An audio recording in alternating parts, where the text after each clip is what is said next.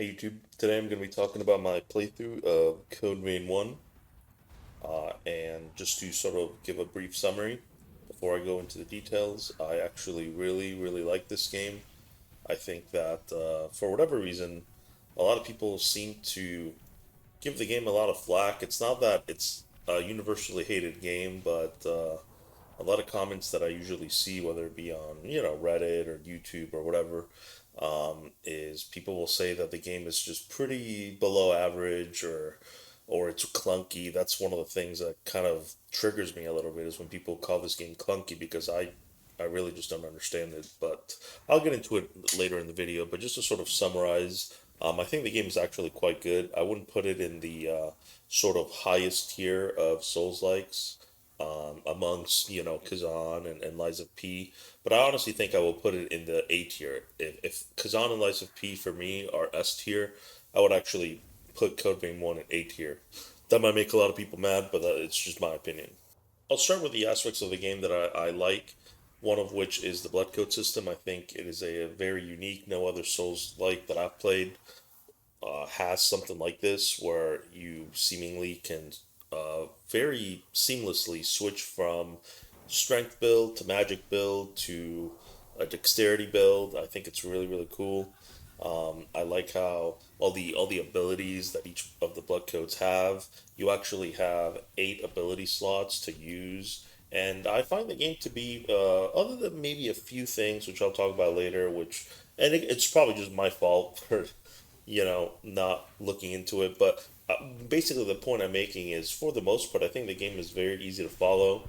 The blood codes determine your stats. Your stats or influence how much damage your weapon will do based on your weapon scaling. Um, I feel like it's very straightforward, and it allows you to really have a lot of control over your build.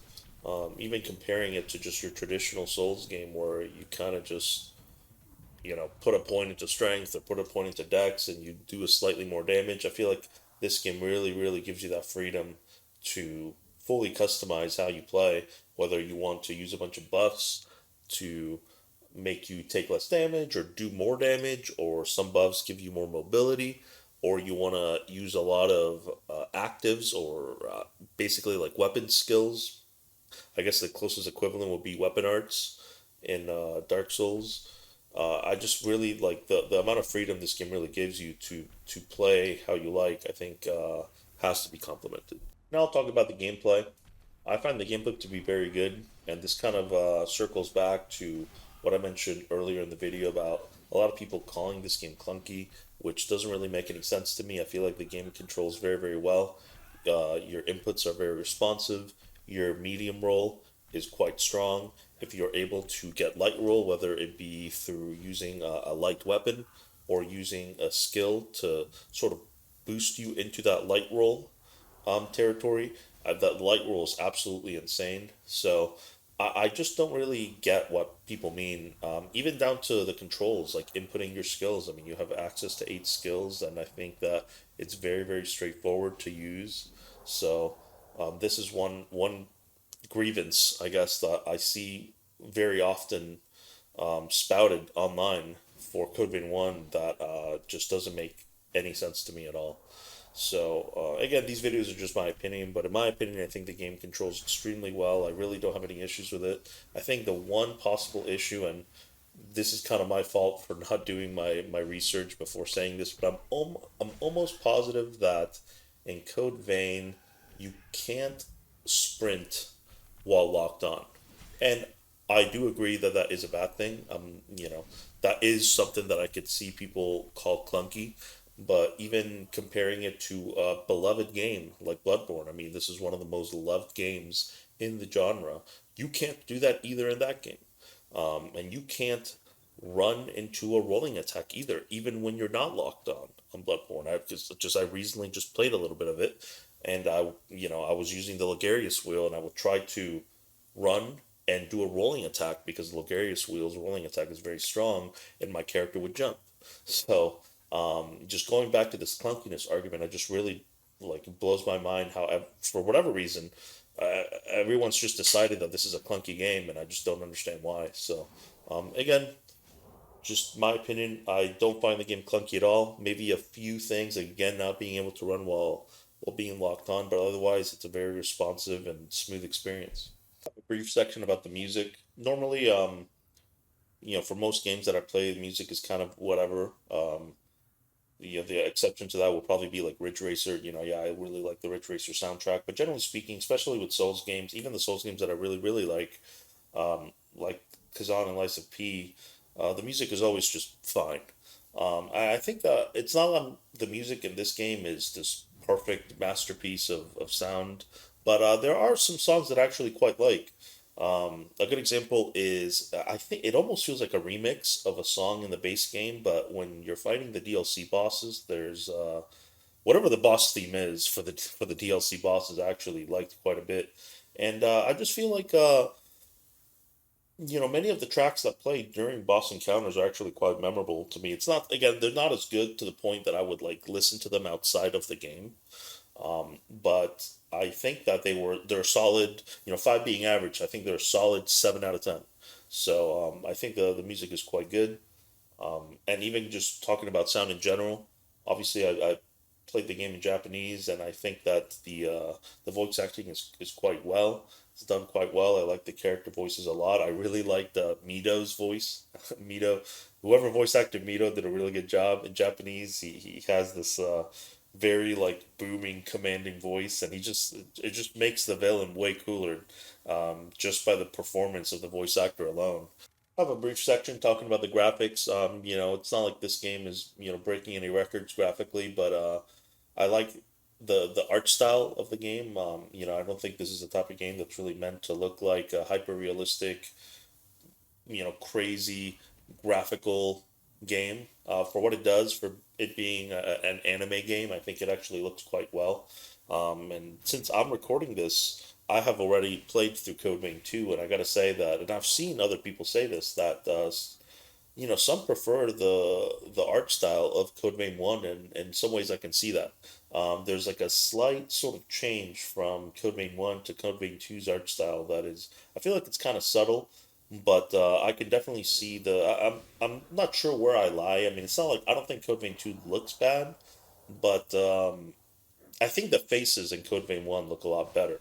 One thing that I found kind of strange when using the character creator in Code Vein 2 is that I didn't like the faces as much as I did in the first game, but just overall, I think the game looks quite good for what it's supposed to be. Another aspect that I like is just the weapon move sets. While this game doesn't have a large amount of weapon classes, weapons within the same weapon class will have varying move sets. And you'll have your standard, like, light and heavy attack, but you also have your rolling attack. And then there's this other sort of special attack, which I believe is your right trigger and the light attack button, which is really nice. So, for example, some of the straight swords have this like really nice stabbing attack. Same thing with, I think, some of the great swords. Like, I think the Zweihander has a pretty powerful stab with that sort of special input. And it's funny because the first time I played the game, I didn't even know this existed.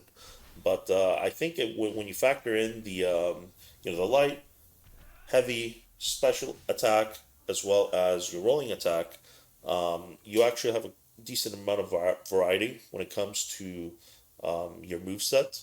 And I believe I was going to say that there might be a unique backstep attack, but I'm actually not 100% sure. And to be fair, even if there is one, I rarely backstep anyway, in any of these games in general.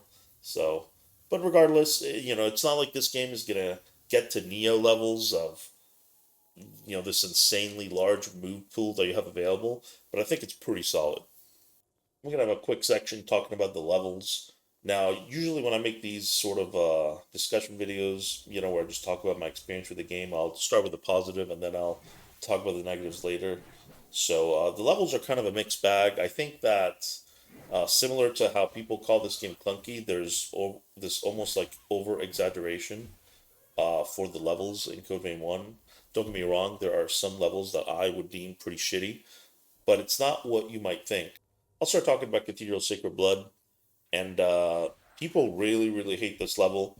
I understand why. I think that the level is a little bit too long, and it is confusing. I'm not going to deny that it's confusing, but I think that to play a little bit of devil's advocate here, I think that this level is kind of overhated, in my opinion. For one, I think it does a lot of things quite well. The combat encounters I have no problems with. They have these new sort of night enemies that teleport that are actually reasonably difficult to fight. And but I think like 99% of the time you are fighting only one of them. And I feel like this was very easy to screw up because if the game started throwing out situations where you're fighting two of them at once, this could have been really bad because it's a pretty difficult enemy, all things considered. So even though the area is confusing, I guess I didn't really care that much because like I said, I like the combat of the game, and I like how the enemy was kind of engaging and difficult to fight, and I just don't think the area is as bad as people say it is. I can, off the top of my head, name other areas that I find to be way, way worse. I mean, like, look no further than even Dark Souls itself. Like, everything after Honor Londo in Dark Souls 1 is absolutely horrible. Um, obviously, Lords of the Fallen is what I played recently, and that has a lot of horrible areas too, and even stuff like Elden Ring, another game that everyone loves. Elden Ring has Lake of Rot. I mean, it has a lot of really crappy areas. Um, like even Bloodborne. I mean, I'm not a fan of the. I think it's called Nightmare of Mensis. I just don't like it. You know what I mean? The only thing that Cathedral of Sacred Blood and Code Vein, which you can make the argument that will make it worse than every one of these areas that I just mentioned from other games, is the fact that Cathedral of Sacred Blood is very long, which is true. Um, in some ways, I'm kind of trying to make the argument if the other areas that I mentioned were about the same length, they would be like significantly worse. But yes, I understand that you can get through Tomb of the if you know where you're going, you can get through Tomb of the Giants in freaking 2 seconds. But yeah, I just wanted to have this section where I talk about this level. I really don't think it's that bad.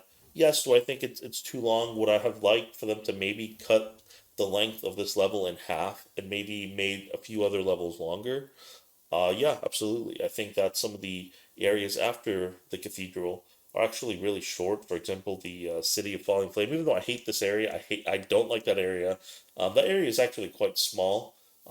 Same thing with the sand area. The Crown of Sand is also quite small. So it is a little weird how they made the cathedral just so insanely long rather than taking some of these later areas and just extending the length of those. Um, but regardless, I find the area to be just kind of mid. If you want my opinion for actually the worst area in the game is probably Howling Pit. While you can make the argument that it's not as annoying as Cathedral and kind of like the crappy areas and other Souls likes, if you know where you're going, you can get through it quickly.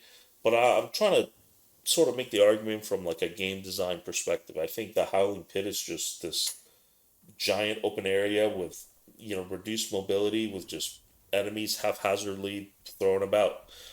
So I find that the laziest and the worst designed area in the game is probably Howling Pit, at least in my opinion. Um, but even then, I would rather do Howling Pit than again like Tomb of the Giants. I'd rather do Howling Pit than Nightmare of Mensis, because at least Howling Pit doesn't have enemies that inflict frenzy on you, like they do in Bloodborne. Frenzy being this the status that does an insane amount of damage when the enemies just look at you. I'll have a quick section talking about the story. I actually found the story to be pretty decent.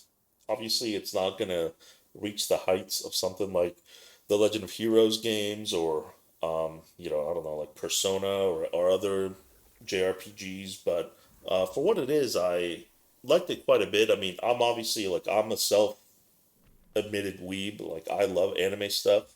So when it comes to Souls likes, um, even though maybe this might make people mad, I mean, this is one of the stories that I found to be the more engaging out of all the Souls like that I've played. Admittedly, like looking at something like Neo, maybe I'm just an idiot, but I always find myself getting confused once I get to like the halfway point of any Neo game. I'm just like, who are these characters? I don't know what's going on. I mean, that's not to say that Code Vein story cannot get confusing because it 100% can. But generally, I like the characters. The characters are pretty good. Uh, I like the memory segments. I might have just a whole section talking about the memory segments because this is another thing that everyone absolutely hates. And you can even see how everyone complaining about it had an impact on Code Vein 2. But just to sort of briefly leave my thoughts in this section is that I like the memory segments. They give you way further insight and lore on the characters in this world.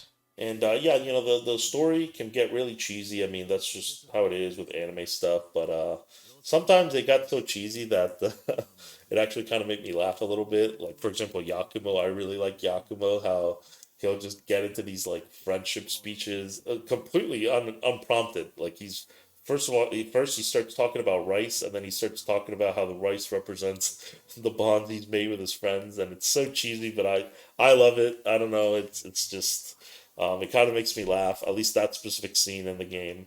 But even like other characters, I think the other characters are pretty cool.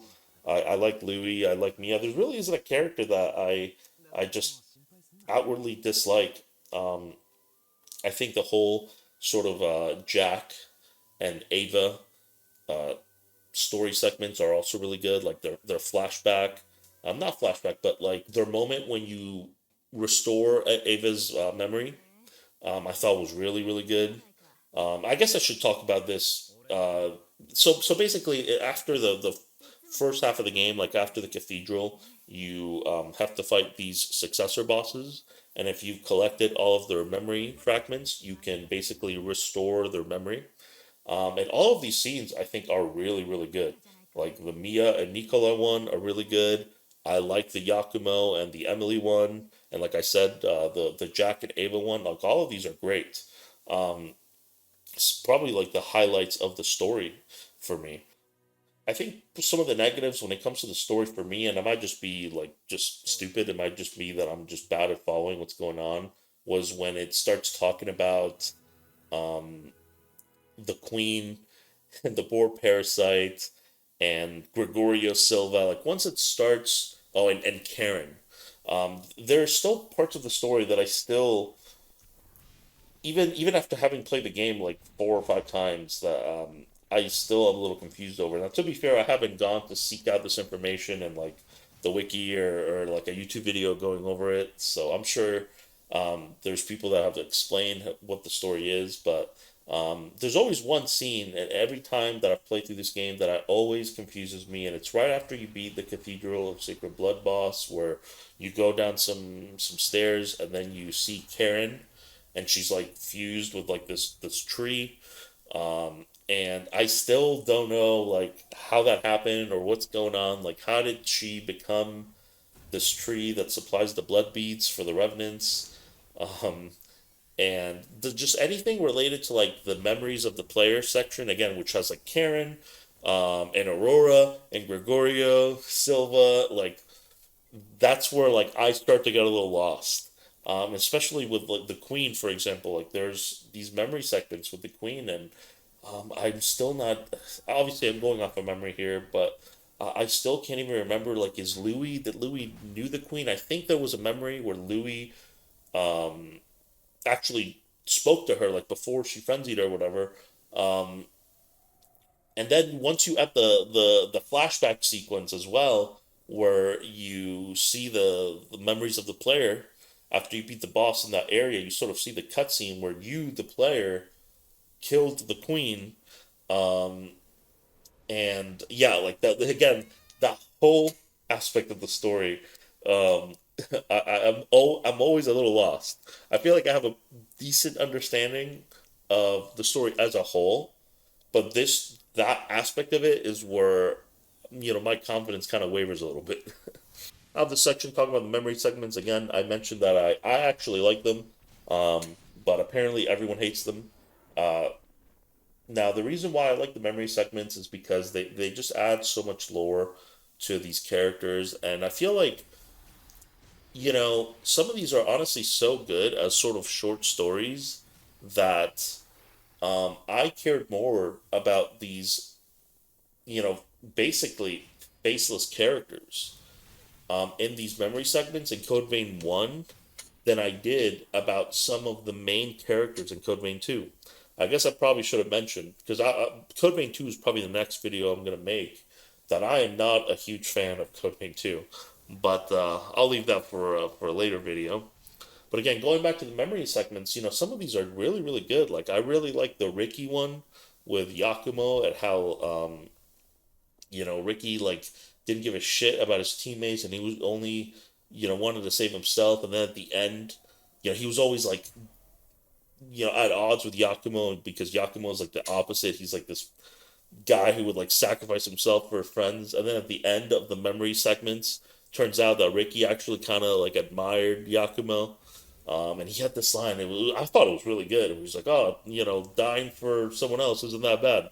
And then you have the whole Mia and Nicola flashback with the Carmilla lady, and how she was just, like, really sort of mean to them, but she actually cared about him a lot, and she did that so that they can learn to fend for themselves. Even, like, the Davis flashback sequence with Naomi, at how you know Naomi, like, had a thing for Davis, and how she couldn't bring herself to tell Davis that she'd found his wife, because she was into him. And Davis is, like, this character that is not even in the story. Like, he's not in any cutscenes at all, and this, like, side character actually had, like, a pretty good sort of side story. I like these a lot. Admittedly, I would say that probably, and this is another thing that might make some people mad that like Code Vein, but I would say the one character, and it's not like I don't like this character, I'm just kind of indifferent towards it, is Io. I always found Io to be kind of boring, and she has that whole thing where uh, she's basically. I could be wrong here. I have to preface by saying this, because, again, my knowledge of the story could be wrong, but the way I understand it is that Io is a creation of the queen to, like, protect the successors, and the different Eos have this, like, instinct ingrained in them to just follow what they were created to do, and the EO that we, the player, talk to is, like, kind of questioning that, so I feel like I understand what the game is going for. It's just, since EO kind of rarely showed emotion, most of the time I just didn't really care too much for her, admittedly. One of the, hilariously, even though I mentioned earlier that I don't really like Code Vein 2 very much, I actually liked Lou, which is, let's be real, the EO of that game, more than I did EO. I know that might really piss a lot of people off, because I know a lot of people really like EO. And again, it's not like I don't like her, but um, I guess I just don't see the hype. Again, but pretty much every other character I liked. I kind of talked a little bit about Mido. I like Mido a lot as a villain. If I'm being honest, I kind of would have hoped that Mido would have been the final boss, like a powered up Mido, because I think they actually did a pretty good job of making him like a villain to strive to defeat. And I like how, he's not introduced in the early game. You kind of, like, vaguely hear about him. Then Yakumo kind of, he mentions that, oh yeah, I fucking hate that guy. And then, yeah, it's like, I feel like it's like a slow drip feed from the beginning of the game, where you're just, like, trying to um, follow the blood veins and stuff, and fighting the loss, until, like, eventually kind of Mito is, like, slowly trickled in as this villain. And again, just kind of having this a small section comparing it to Code Vein 2, I think that was a part that I really didn't like about Code Vein 2, is there just was not a villain that could fill the roles of Mito in that game.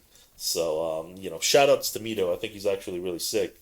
Another memory segment that was really, really good was I always confuse her name. I think it's Masamune or Murasame. The lady that mans the shop, basically. How she was this, like, commander. She was this commander, and she had this platoon of dudes, and how she was always like mean to them. She was like a hard ass towards them, and at the end of that sort of memory segment, they were surrounded by the Lost, and how these guys basically knocked her out to save her. You know, they basically, they're all gonna basically die, and one of the dudes, like the senior guy, made like the decision, and he like knocked her out cold, and then they saved her, and then the whole time she thought that she had froze and abandoned her comrades, when in reality, her comrades had actually uh, sacrificed themselves to save her. So I thought that one was really good as well.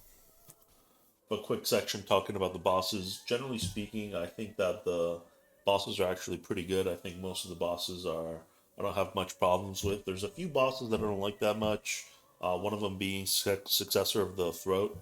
I just don't find the boss that enjoyable, and it inflicts the leak status, which just completely nukes your eye core, and just some of the attacks of this boss I've always struggled with. Especially this move where the boss would send out these shockwaves, and sometimes I swear that they cause this large explosion, and sometimes they don't. It could be two different attacks, and I just can't tell the difference. But considering I play the game that much, this boss still is just it's just weird. It's not even super difficult, but I just don't really enjoy fighting it. Another boss I don't really like too much is the boss after, basically the true final boss, which is I think it's called the Virgin Reborn. It's basically what you fight after the Skull King. It's just one of these like super large bosses, and these are always just kind of crappy in any Souls like, in my opinion. The boss itself doesn't really have too many moves, and it it's just I don't feel like it flows very well. I mean, it's just me. Maybe some people like it, but I just feel like it's a pretty boring boss. Another boss I didn't like is the boss in the Cathedral of Sacred Blood. I believe it's called the successor of the Rib Cage. And this is such a weird boss because it's like a two-phase boss, but if you beat phase one, you don't have to refight phase one. You just start fighting the boss in phase two. And I think both phases suck. I think this is probably my least favorite boss in the game now that I think about it. It's so annoying to fight, and it's just basically a clusterfuck of projectiles, and I just really hate it. There's no other way to put it. I think this is probably, in my opinion, the worst boss in the game. Some bosses that do have to be mentioned are Throne. I almost called them Throne Watcher and Defender, but Blade Bearer and Cannoneer. This is probably in the base game the hardest boss in the game, and I played this game solo without a partner. I might have a section just kind of giving my thoughts on that in general, but I think that this is probably pushing the limits of what you can do with a dual boss like this. Even though this boss may be more difficult than something like Godskin Duo in Elden Ring, I actually think that Blade Bearer and Cannoneer are better. That's just me. I prefer Blade Bearer and Cannoneer than Godskin Duo, and the reason why that is because my biggest issue with Godskin Duo in Elden Ring is just the fact that both of the bosses are fast, whereas at the very least the Cannoneer is extremely slow. It honestly just follows the same philosophy as Ornstein and Smough, which is one of the few bosses that I like in Dark Souls 1, excluding the DLC in that game. So I'm sure a lot of people probably hate this boss, and it can be a pain. Like I said, I think it kind of pushes the limit of a duo boss. You don't have too much cover, and when you rematch them in the deaths, you actually have zero cover. So it kind of becomes like almost like a DPS test. How quickly can you defeat one of them, so you can sort of make it a 1v1. But I really just don't think the boss is too bad, but it is pretty difficult. Another notable boss is the Gilded Hunter in the Ashen Cavern.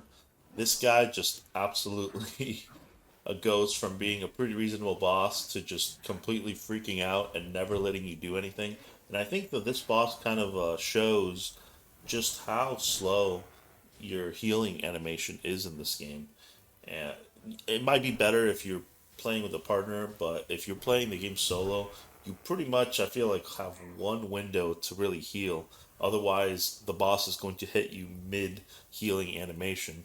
And I honestly have, I like the boss. Like, I think the boss is fine. I just wish that they would have taken some of the power in his powered up state and kind of moved it to its other state. You know what I'm saying? Like, basically nerf the powered up mode and buff the non powered up mode. I think that, in my opinion, would have made the boss a little bit better because the way it is now, it's basically a complete pushover when he's not powered up, and once he powers up, he just becomes completely overwhelming. So, another boss to note is the poison butterfly boss. I don't know if that's the exact name, but it's one of the earlier bosses in the game, and I think this boss is actually really hard for how early you fight it, and it's one of the harder bosses in the early game in just the genre in general, in my opinion. Like even something like Gascoigne in Bloodborne, which is a difficult boss for the early game in that game, but I find that the poison butterfly is just really difficult.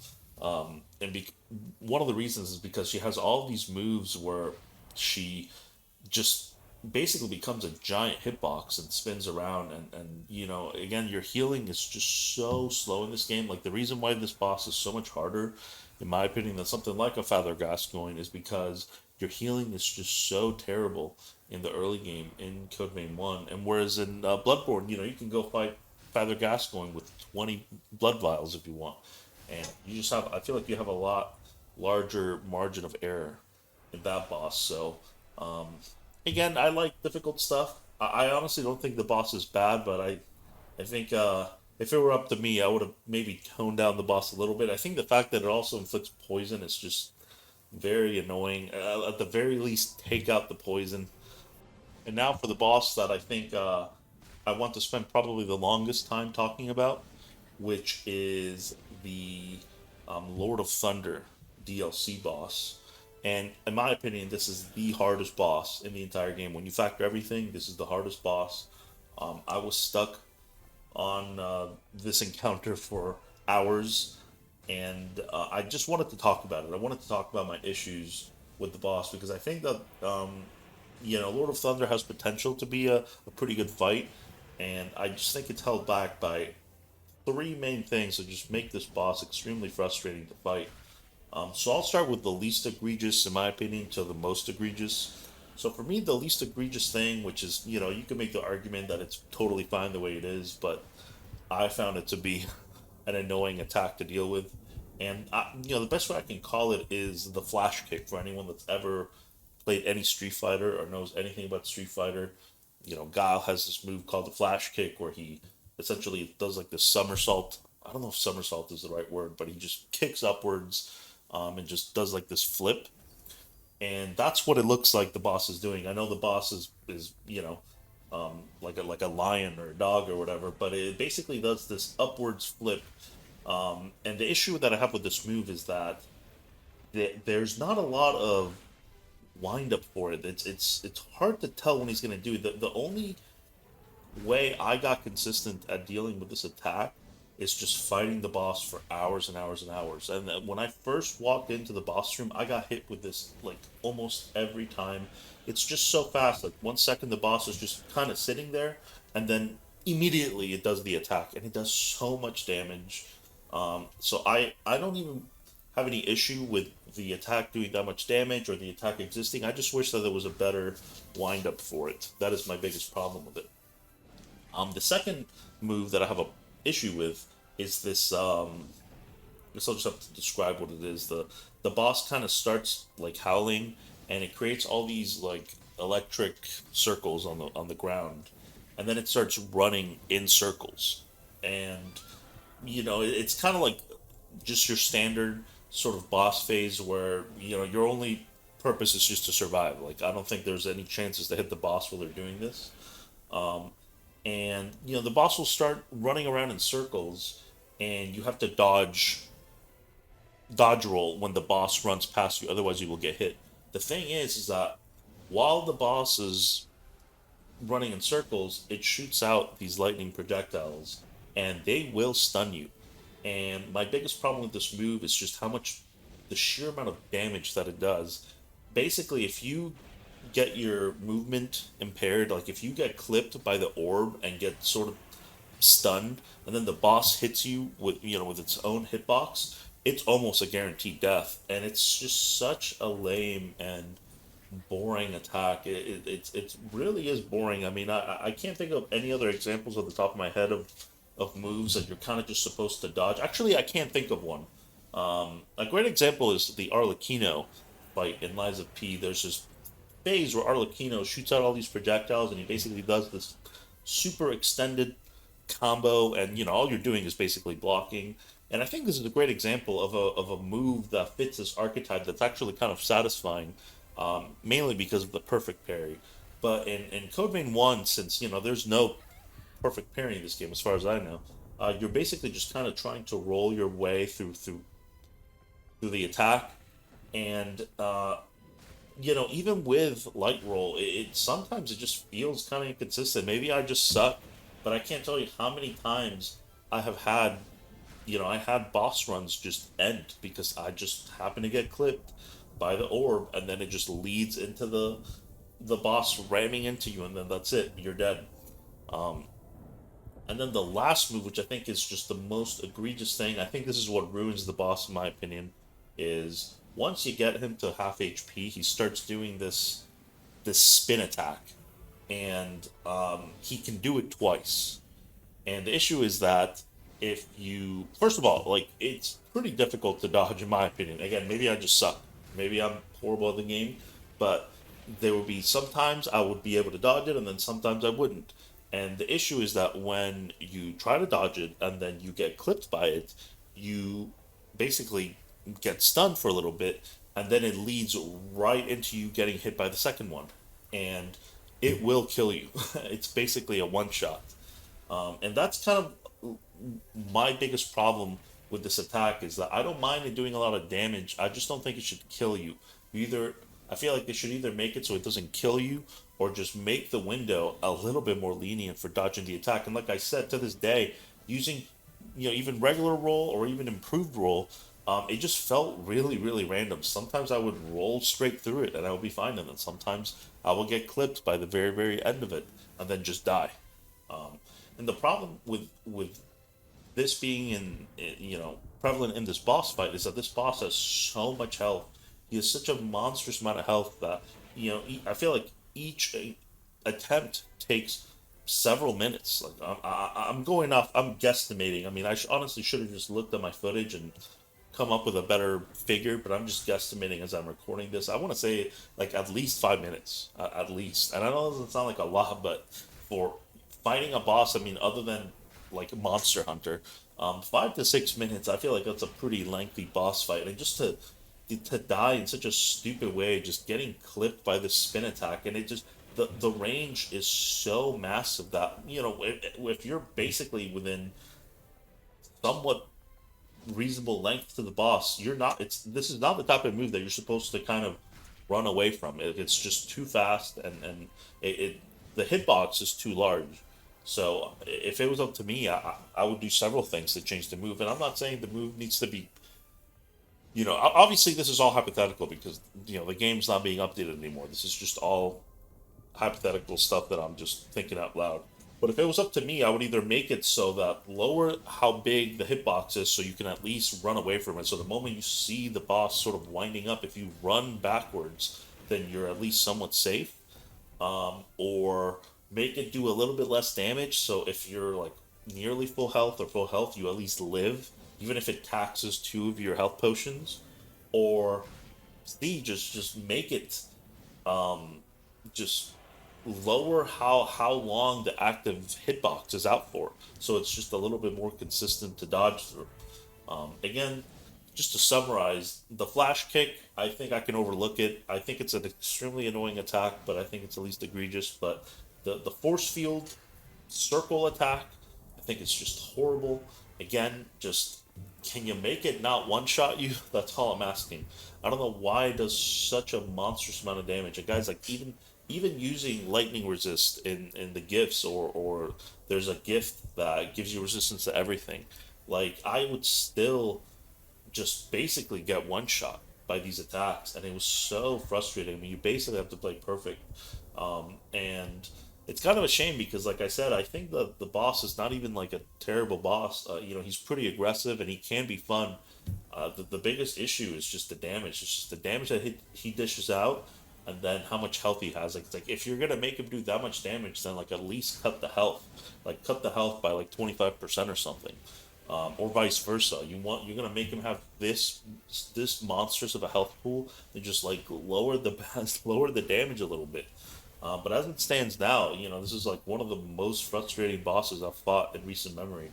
But it's kind of sad because I can almost see the potential for it to be somewhat decent, but just I feel like the numbers are jacked up, like the damage numbers and some of the hitboxes are jacked up in my opinion.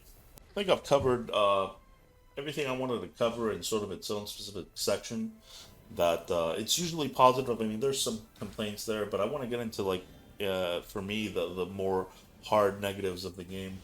So I'll start with mastering the gifts for the separate blood codes. Now, again, this is just my opinion. I've stated in other videos that I've made that I don't have a very high tolerance for grindy, time-wasting activities in video games in general. Just because my time is limited, and I feel like I'm wasting my time just farming, mindlessly farming stuff. And unfortunately, the way the system is set up in this game, uh, mastering gifts is honestly just a massive time sink that, in my opinion, I would consider a very non-value added activity.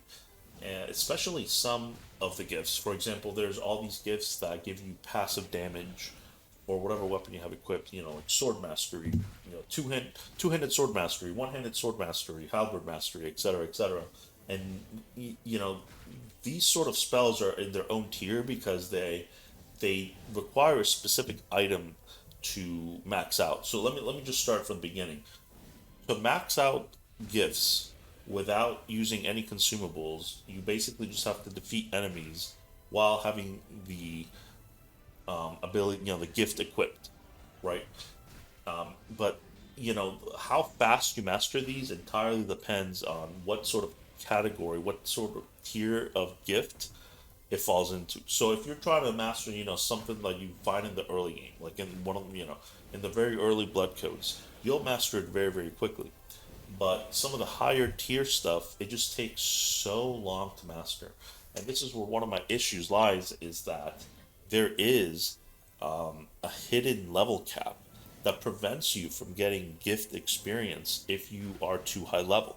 So let me just paint a picture here. Let's say you know, you, ju- you just got a new blood code and you want to try a new weapon. You just beat the ice level boss, and I believe he gives you the hammer mastery. You're like, oh well, I'm gonna try hammer. So, you know, if you want to use any other blood code other than the blood code that boss gives you, you have to master the hammer mastery. And if you want to save your MJ items, so the items basically are like MJ and a bunch of numbers. I don't know the numbers off the top of my head, but those are the items that sort of like let you skip the grind. And if you want to switch blood codes while having hammer mastery, you have to master that passive, you know, um, while having that blood code equipped. So let's say you just you're playing on console. You don't have access to cheat engines, so you got to go and farm and just farm mobs to get experience to master this gift. The issue is that to my knowledge, assuming you are on the right level, the best way to get experience is to fight higher level stuff, usually an invasion if possible, because invasions basically create a large number of enemies for you to fight. So let me just define what an invasion is. During certain areas in the game, it will basically whenever you walk in range of this event, this invasion, it will spawn a bunch of enemies for you to fight. It basically spawns a gauntlet of enemies for you to defeat. So let's say once again you're trying to level, fully master this gift. So you're farming invasions. So you're getting all of this haze, and haze is basically the equivalent of souls in Code Vein. And what else are you going to spend the haze on? Like, yeah, you can buy some blood veils in the shop, or you can buy some weapons or whatever. But you're going to have this large excess of haze. So what do? You level up, only to realize you've now out leveled your way to be able to farm gifts in a given area. So I just really think the system is just not very good. I'm not saying that they should give you all the gifts for free, but honestly, even if they did, even if they gave you all the gifts for free the moment you unlock the blood code, I feel like it would still be better than the current system in the game. If it was up to me, I would have probably locked the gifts behind some type of combat encounter. Like I'm just making stuff up. Like maybe you have to purify the blood code. You get the blood code, and if you want to master the gifts, basically use them in a different blood code. You have to purify it, and that just entails in beating a combat encounter. Similar to like the mini boss sections and the deaths, where you just have to fight several enemies and just defeat them.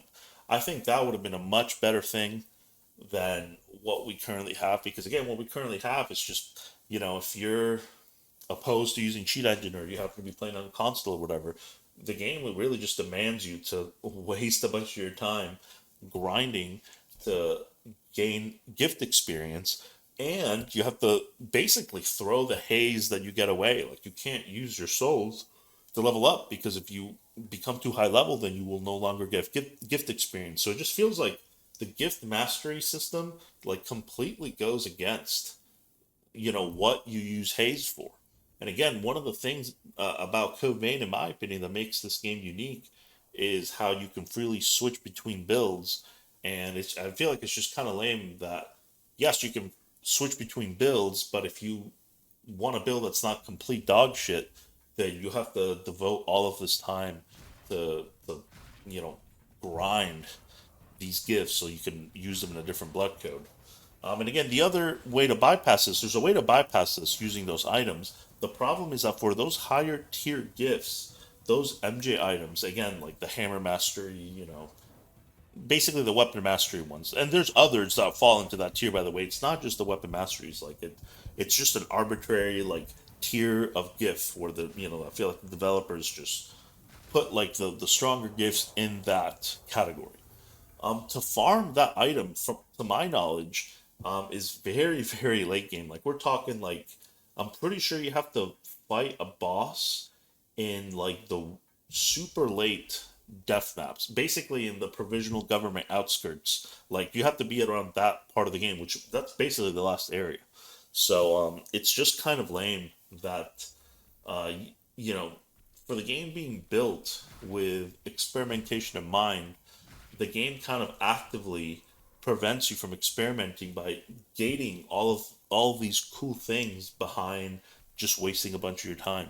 So, to be honest with you, if it was up to me, like if I was giving advice to someone on playing this game, I would just tell them to, cheat in the MJ items and just play around with whatever you want. Because really, like, mostly that's what it does. Like, if you were to cheat in all those MJ items and fully master all of the gifts for, all the passive weapon buffs, all that really would entail is that you would have the ability to switch to whatever you want, which is basically how I played my first playthrough. Is I would just constantly switch weapons.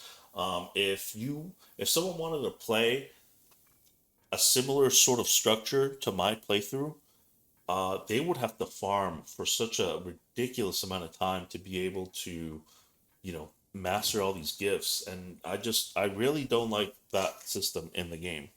I think it's just a net negative in my opinion. And this kind of leads into upgrading the weapons. Again, I had a lot of negative things to say about Wu Chang in my video, but I did have a very, very big positive, which is how that game handled its weapon upgrades. And just to reiterate, the way Wu Chang handles weapon upgrades is that, you basically get these radiant feather items and you slot them into the skill tree, and that's what dictates, what plus level your weapon is at. Now, Code Vein has a much more traditional system where you basically just use upgrade materials to upgrade your weapon. Just like Titanite and Dark Souls. But the thing is that once again, I feel like Code Vein is just all about experimenting and constantly switching builds. But these upgrade materials, by the time they show up to the shop, it is very, very delayed. So let me paint a picture once again. Like, let's say you have your main weapon at +3. You're still pretty early on in the game, and you got one weapon at +3, and you got a new blood code, and you want to try something else. It's like, oh, I want to try a bayonet. You've been using a one-handed sword this whole time. You want to try the bayonet. Well, if you have run out of that upgrade material to get a bayonet to +3, even though your one-handed sword is +3, you're kind of screwed until that upgrade material shows up in the shop. Now I don't know exactly like the thresholds in the story when these start showing up in the shop, but it is delayed. Okay, so like again, if you're fighting, you're like in dried up trenches or whatever, which is still a somewhat early game area, and you want to switch to something else, and you've used a little bit of excess upgrade material, you're kind of just out of luck. So it's just kind of weird that you have a system that promotes versatility and creativity and allows you to change all these things and just have it restricted with upgrade materials not showing in the shop early enough, in my opinion, and having to, essentially throw a bunch of time in the garbage, grinding, gift experience. So, that kind of just leads me to say that I feel like this game is way more fun played with cheat engine, and not a cheat engine in the sense that make yourself invincible or make yourself more powerful than you should be at a current level of the game. But what I'm saying is to use cheat engine to have the freedom to switch and experiment with different things, because I feel like that's when the game truly shines. Because otherwise, you basically gonna have to do what I did for my hammer playthrough. So again, my first playthrough, I just kind of switched around constantly and used whatever I wanted. Whereas in the hammer playthrough, I already knew that I would only use the hammer, and that's what I did. Like I knew exactly what hammer to that I wanted to get and where it is, and I just stuck to that. And I feel like this is only kind of viable in like a second playthrough sort of thing. I feel like in a first playthrough, you should be able to sort of experiment and really try different stuff. And unfortunately, that's just kind of locked behind uh, a bunch of your time. And I just think that they probably could have done a better job at making the ability to switch builds a little bit more easy to do. So because now it's just like, yeah, I mean, I do want to, let's say again, you're playing on console. It's like, okay, I would like to try this different weapon, but do I really want to try it that much that I want to, waste several hours farming? I don't know. You be the judge. This isn't so much a negative, but I should have talked about it earlier. Um, so I wanted to talk about playing the game without a partner, because I feel like the game more or less is balanced to be played with the NPC partners. But generally speaking, when I play this type of game, I always avoid this unless it is absolutely necessary. Like I think a game like this where you kind of have to use partners from at least from my limited knowledge of the game. I haven't played it. Would be something like Stranger in Paradise where you have multiple party members. But in Code Vein, I've never played through the game with the NPC partner available. So, and I just kind of wanted to talk about the game balance without the partner because I think that's one of the beautiful things about Code Vein 1 is that despite playing the game kind of not how it was meant to be played, by playing it solo, I feel like the game is still pretty decently balanced.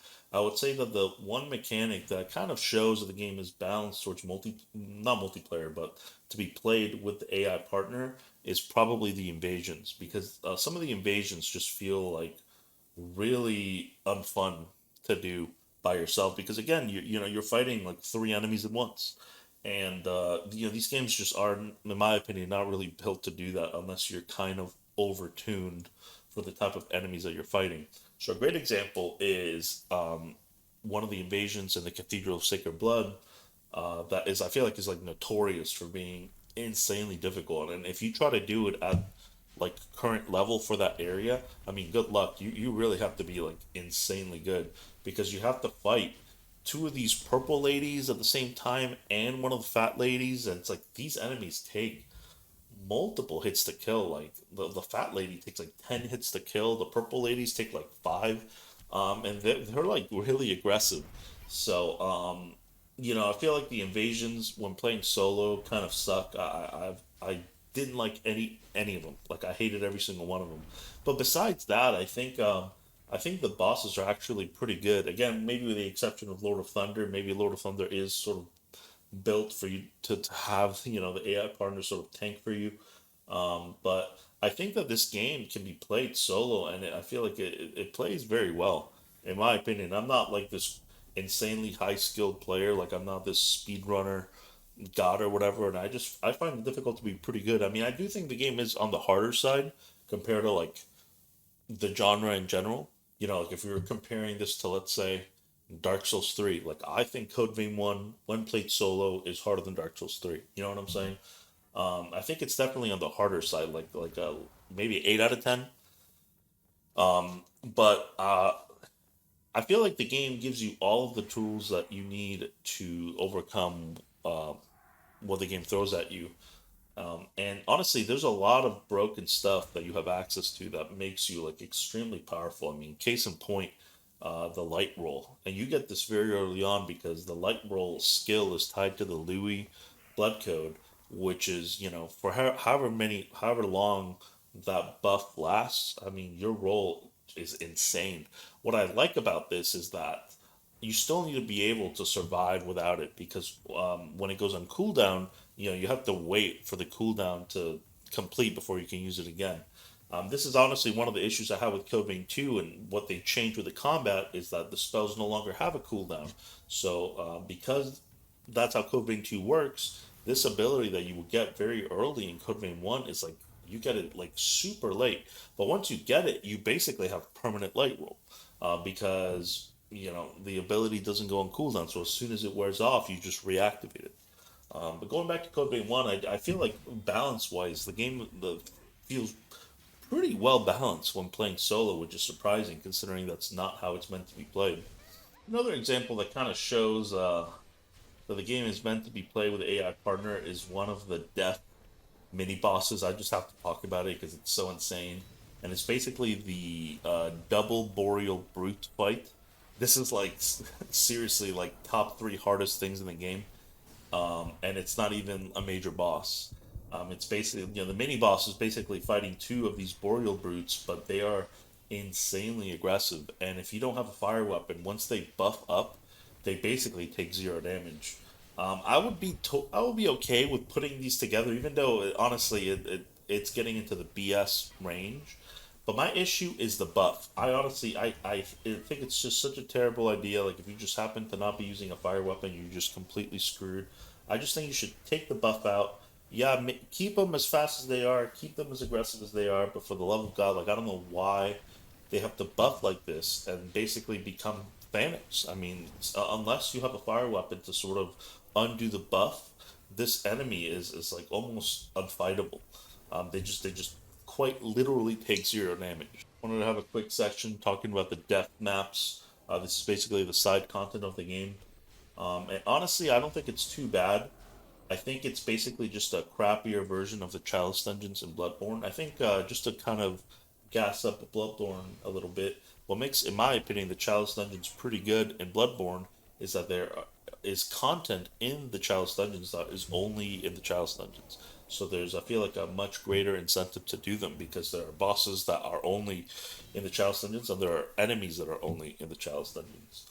Whereas in Code Vein, the deaths, pretty much everything in there is going to be stuff that is recycled from the main game. The only exception is the powered up version of the Blade Bearer and Cannoneer, which I'll give the game some credit. That was cool to see how there is sort of like this hidden, more powered up version of this difficult boss. If I had to, just basically rate the deaths, I think they're okay. If you like the combat, it's just another opportunity to fight some of the bosses, and I don't think they're too bad, but they're nothing special. But I just wanted to briefly talk about them. Wanted to have this section talking about the side quests. I think this is one of the hard negatives of the game. I think the side quests in this game are honestly really bad. They are just very, very boring and uninteresting and just feel like an afterthought. And the issue is that some of the death maps are tied to side quests. And these are like the most asinine things to do. I mean, you pretty much have to look it up. And the issue is that even if you look it up and it tells you like, oh, this NPC is going to be here, well, that NPC is only there when you're at a certain point of the story. So it's just such a colossal pain. Every time I play this game and I've done like a full 100% playthrough, deaths included, I have always dreaded having to look up these godforsaken side quests so that I can get the death maps. And like I said, the characters are just kind of boring, and you kind of know that these characters don't matter because they're just like OCs made in the character creator. I mean, I would say probably the most interesting one is a self-important remnant, just because he kind of had like a little cutscene in the story after you fought the poison butterfly boss. But like every other side quest, it's just so boring and bad, and it's literally like talk to this NPC, walk to this area of the map, fight this enemy that you fought before a bunch of times, and then that's it. So, yeah, these side quests, I honestly just think they should be removed. They're just so terrible. It's just pointless to even have them in the game, in my opinion.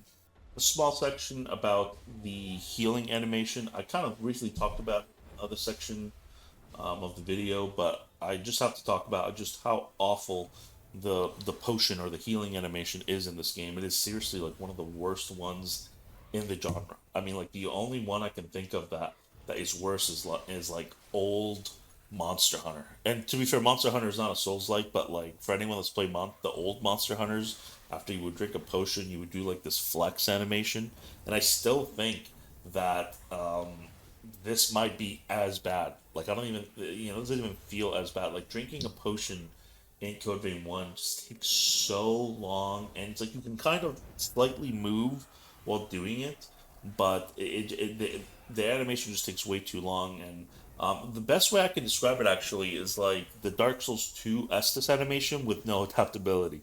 So, regardless, it is really bad. I think that the game would be a lot better off if it was a little bit faster. This might be just another consequence of the game being built to be played with the AI companion, so that you kind of heal while the AI companion is taking aggro from the boss.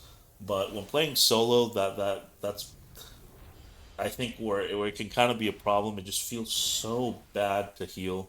I'm not saying that the potion animation needs to be instant or whatever, but I just think it should be a little bit faster, in my opinion. I'll have a brief section talking about my thoughts on each weapon. So again, I played the game twice. I did a playthrough where I just kind of switched between all the weapons, and I did a playthrough with only the hammer.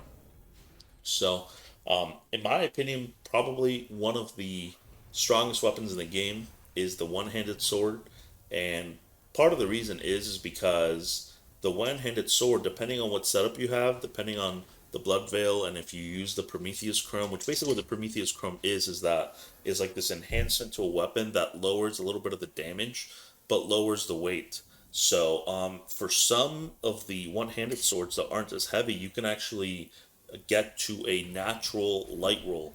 And like I mentioned earlier, the light roll in this game is just so powerful. It goes extremely far. And just having that at base without even having to buff is so insanely overpowered, honestly.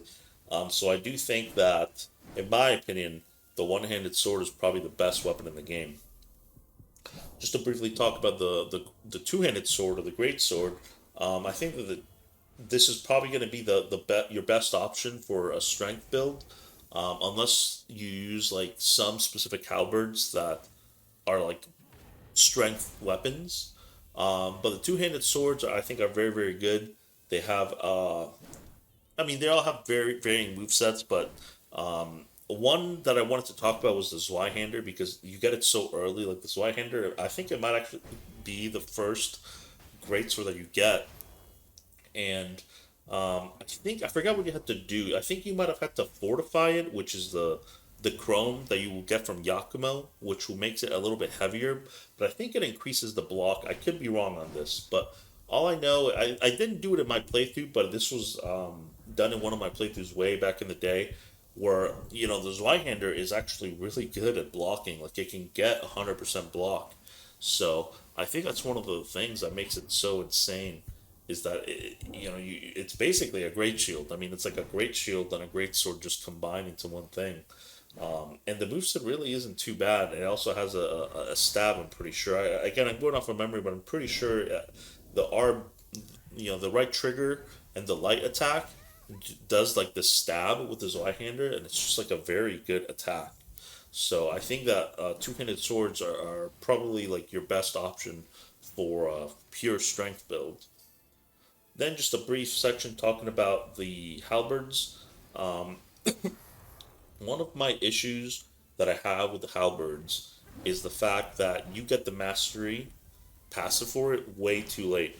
You basically get it after beating Gilded Hunter, which is like, you basically have to do all the early game, all of Cathedral of Sacred Blood, all of the snow area, and all of Ashen Cavern to finally get the passive that actually buffs the damage for the halberds. Whereas just to talk about the one-handed and the two-handed swords, like these are tied to the Louis and the Yakima blood code, so you can get these very early. Whereas the halberd, like I don't know why you get it so late.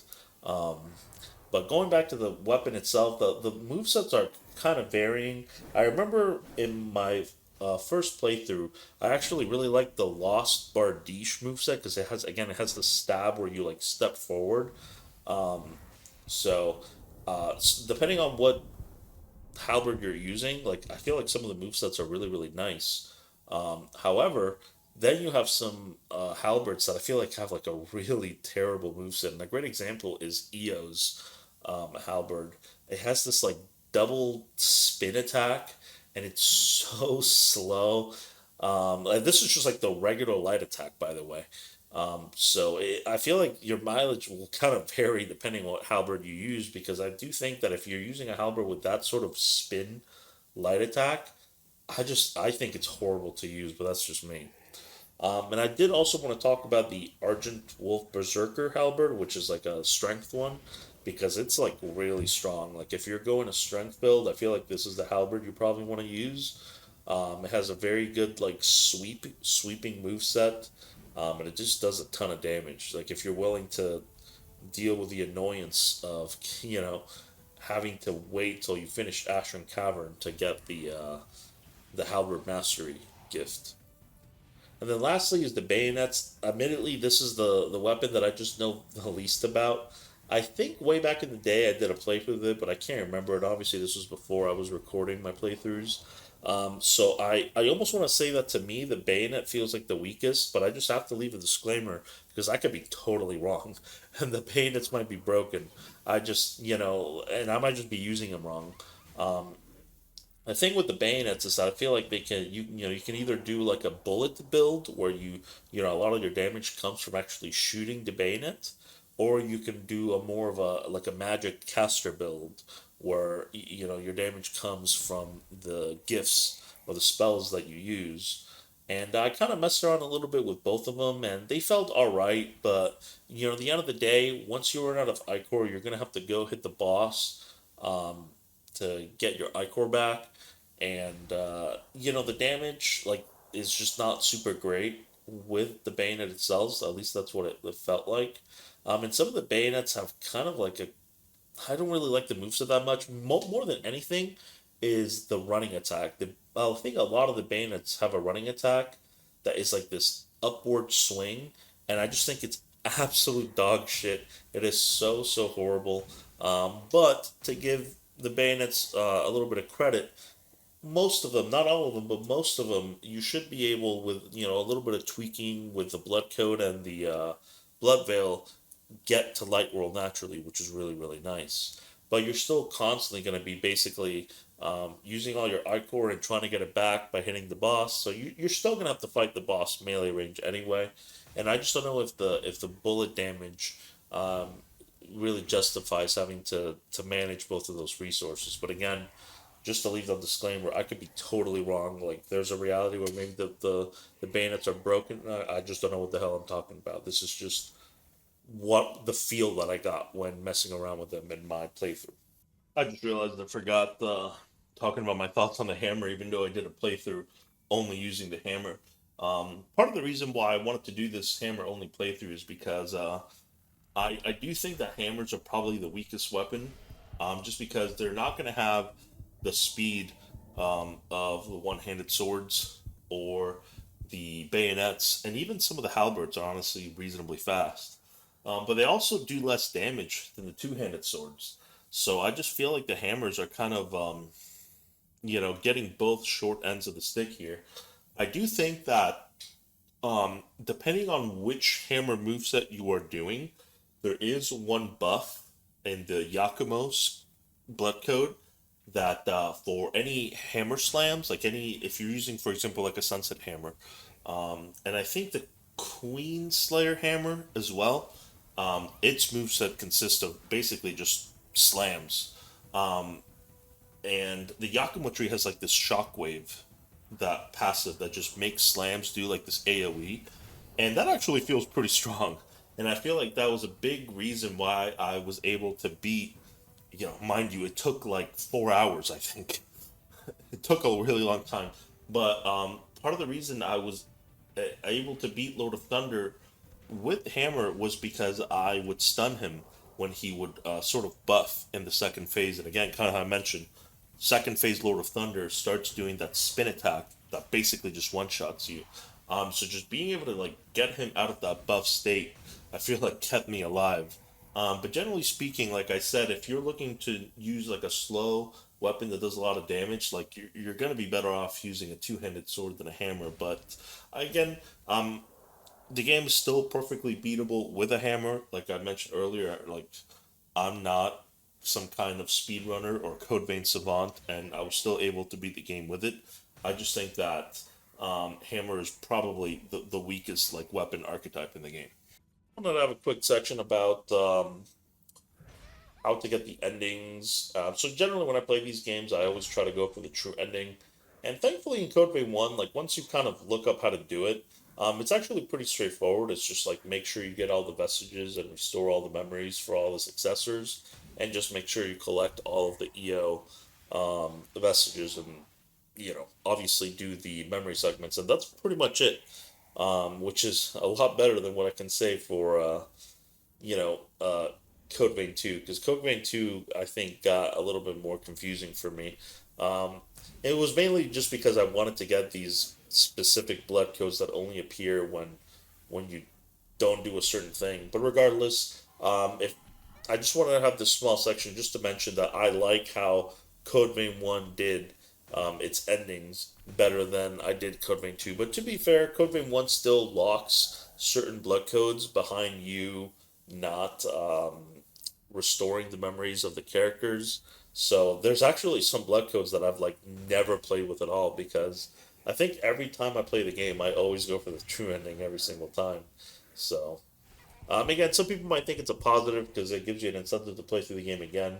But I've never really been a huge fan of New Game Plus in general. I feel like New Game Plus is very different, doing an early game area with all of your stuff as opposed to doing that same early game area but, on a fresh save. So, and I played the game twice, but instead of doing New Game Plus, I just, you created a new character. I almost forgot to talk about probably the biggest negative in the game, which is the DLC. Fortunately, this DLC, like as for all the praises I gave to this game, and I do really like the game, I think that DLC in Code Vein One is some of the laziest, most dog shit DLC I have ever seen, and I'm pretty sure this shit was like $30, like back when it was full price. I could be wrong, but I'm pretty sure each DLC was like $10, which is criminal, criminal. Basically, the DLC, there's three of them, and they are basically these short death maps, like shorter than the deaths in the base game, by the way, where uh, you fight two mini bosses and then you fight the main boss, right? And honestly, some of these mini bosses I think were absolute garbage. And again, I have heard that the DLC's kind of scaled for like New Game Plus, but I did it in just New Game Plus Zero basically, and some of these mini boss sections were really sucked. Notably, the ice level ones. There was one in the ice level where you're basically fighting an Argent Berserker where there are two projectile enemies like in these pillars. And I was honestly shocked when I saw this because like this is so trash. I mean, like obviously, like there's no way to make these good in my opinion because you've already fought all these enemies before. But when I walked into the boss arena, I was kind of like my mouth was wide open. I was like, I can't believe these guys did this. Like they charged $10 for this. So these mini boss encounters are really bad.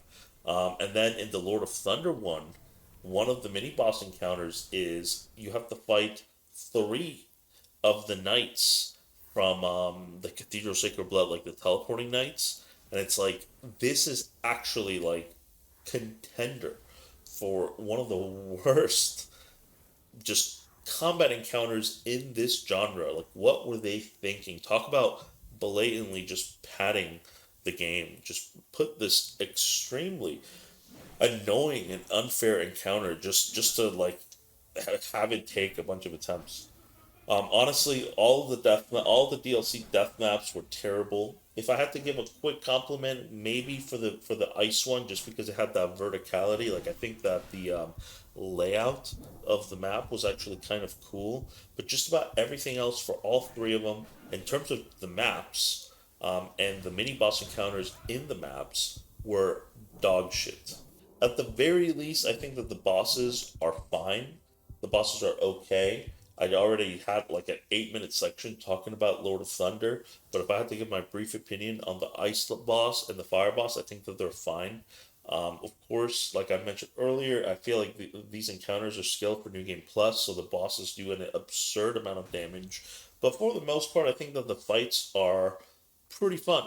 But then this kind of leads into the other part that I just don't like very much, and it's like that sort of checkbox criteria for when you fight the boss for the rewards. So like there are blood codes that you have to do these little like challenges while you're fighting the boss in that given DLC map to get. And I think each one has like either three or four messages that you have to get so you can, like have all the abilities for that blood code. And honestly, I think these suck so bad. I think I saw it was either a YouTube video or a comment where someone was praising it because it gives you like an incentive to replay the boss, but I don't know, man. Maybe I'm just a casual. I think these are so annoying, especially the weapons. Like, there's these DLC weapons, but if you want to get them, you have three attempts to kill the freaking boss. And if you fuck it up, like, the weapons are gone, I guess. That's the thing, is that I don't know if there's. This might make you look like an idiot, but I'm still not sure if you can rematch the death bosses. Like, if there's a way to rematch them. I'm assuming that if you screw it up and you die more than three times, you're just cooked for that playthrough. But I could be wrong. If there is a way to reset it so you can keep trying to get the weapons, it's slightly better. But I feel like if there is a way to reset it and it resets the whole map, then you have to do the mini bosses all over again. So yeah, that's pretty trash in my opinion. In my case, it was funny because I was like trying to like legitimately get these, so I would back up my save, and if I died three times, I would just close the game and put the old back up so that I have the attempts again. And I was in the middle of doing this. I was like, why the hell am I doing this? Like, I'm not doing a new game plus run, so screw it. And in the first playthrough where I just basically went ham with cheat engine, I hacked in the DLC weapons just to see like in the training mode how they were. And honestly, man, like other than the guns, they're not really that interesting. Like just to give you an example, like the hammers are quite boring. Other than maybe the fire hammer, which is like this dexterity weapon, I don't know how if it's any good or not. But when it comes to the move set, it's the same move set as like the sunset hammer, for example. The only thing that makes the gun weapons more interesting is the shots, like the actual shooting. Some of them like I think there's like a thunder gun and it shoots like electricity. And I actually used the ice gun to on one of my Lord of Thunder defeats, the DLC ice gun. So I think that the guns are actually kind of cool, but just about all the other weapons are kind of whatever. I don't know. Again, this is a very like surface level assessment. I haven't used them in a playthrough, so maybe they're cooler than I think they are. Like for example, I've heard that the ice two-handed sword has like a really good drain rating, so I guess that's kind of interesting. But again, they are just a royal pain in the ass to get, in my opinion. I almost forgot to talk about this negative. I have to talk about it, and it's the blood weapons. And this was kind of funny because when I was in my first playthrough and I was right before the Mito boss, I was like, I'll do this fight with the hammer. So I equipped, I believe it's called the Huge Hammer. Um, and I went to fight Mito, and I saw I was doing 600 damage per hammer hit. And just to put it in perspective, guys, like when doing the fight again in that same character, a one-handed sword was doing like 700. Like it basically like one hammer swing was doing as much damage as one swing of a one-handed sword.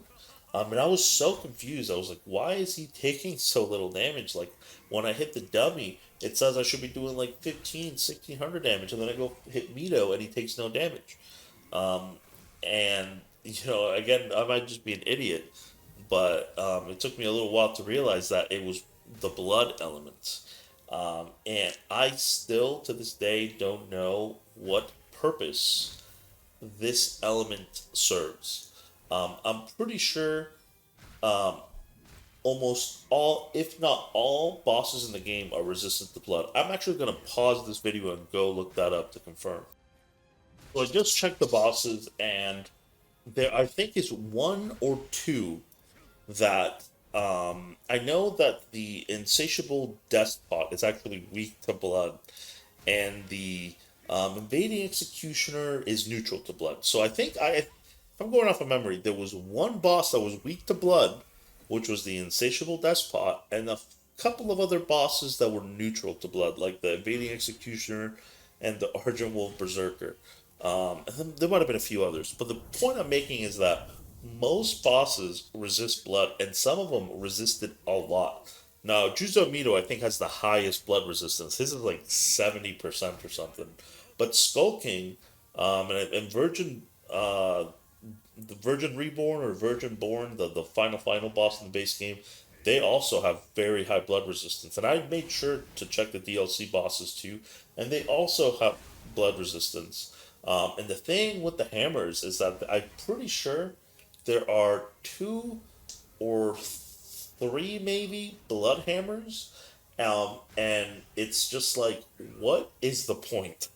The sunset hammer does blood damage. The huge hammer also does blood damage, and I think there's one more.